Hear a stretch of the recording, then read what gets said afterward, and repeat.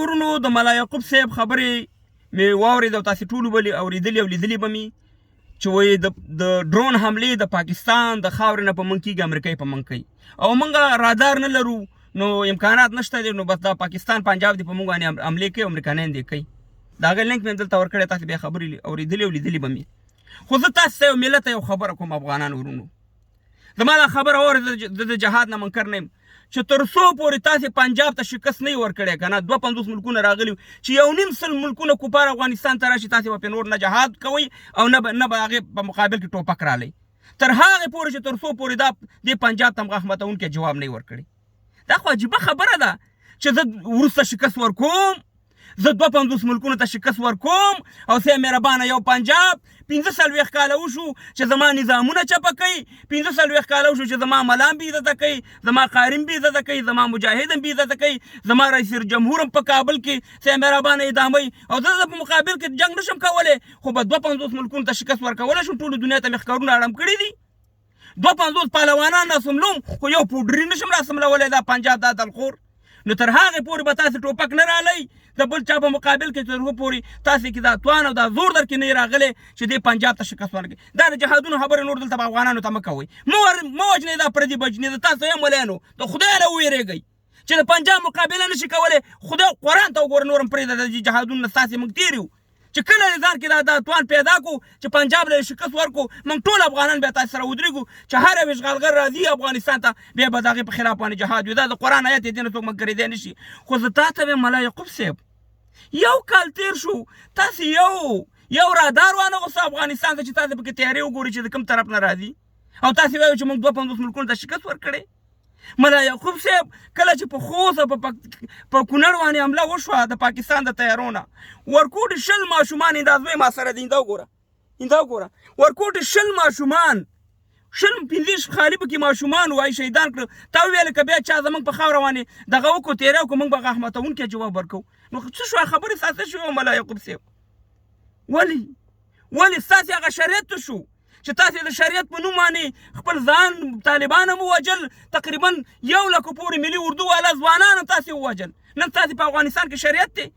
کوم ځای کې د چا لاس غوڅ کړی دی کوم ځای کې کومه ښځه سنګسار کړې ده یا نور په شریعت باندې تاسې روان هستئ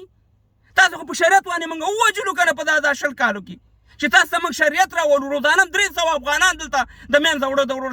شهیدان کولم او تباه او برباد هم کړو دا وطن ملي اردو هم لاړه زموږ خلک هم لاړه ورو تباه او برباد کړو که په یو لاس کې شریعت شي او په بل لاس کې ډالر شي قسم دی که تاسې شریعت ته ګوتې کړئ تاسې ډالر ته به وایئ چې ځکه که نن ته د چا نه لاسونه غوڅ کړي یا ښځه سنګسار کړي نه امریکا پیسې درکوي نه وروره په قطر کې بیا ستا دفتر پاتې کېږي نه وروره په بین المللي باندې ته وروره غندل کېږي او تا ته دغه د امریکې نه یېرېږي که نه ځکه تاسې بیا شریعت هم د څه لپاره دغه کوو او که نن در کې جرأت یې راوله مکمل شریعت تاسې خو د شریعت په نوم باندې راغلی هستئ ویې چې زموږ د دنیا نه رسمیت ته ضرورت شته دی نن پیسو ته ضرورت شته دی دلته موږ هغه قانون عملي کوو کوم قانون چې د محمدي قانون و کوم چې د پیغمبر علیه السلام د شریعت و هماغه موږ عملي کوو تاسې خو یې عملي کوئ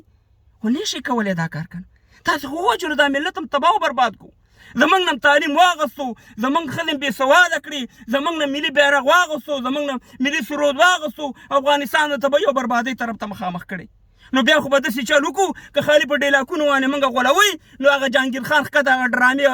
او یو ورسره سواتې دی هغه ډرامې ډکوي او په ډرامو کې ډیلاکونه ولي نو بیا به هغه راولو ته د کابل په دې تخت باندې بیا کېنو هغه بیا زموږ ستاسې نه بیا هغه ډېر غټ ډیلاکونه ولي چې داسې به وکړم هغسې بیا خو به هغې ته دغه به رئیس جمهور کړو نور د خدای په لحاظ باندې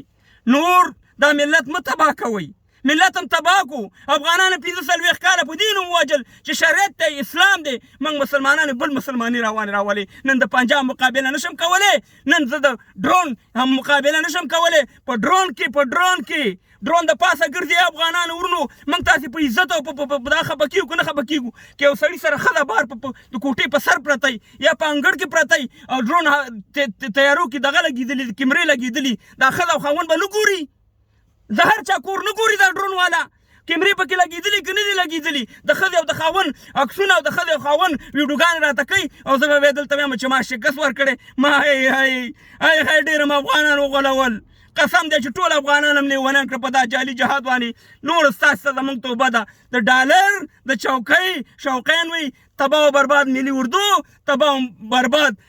عام طالبان او عام مجاهدین پردي بچیو د جهاد په نوم مړه کړه که نرانه سي شریعت راولي یا پاکستان پنجاب ته جواب ورکوي چې زموږ خاوره اشغال کړې ده دا ټکه پورې او په هوا کې هم اشغال یو ازادي کومه ده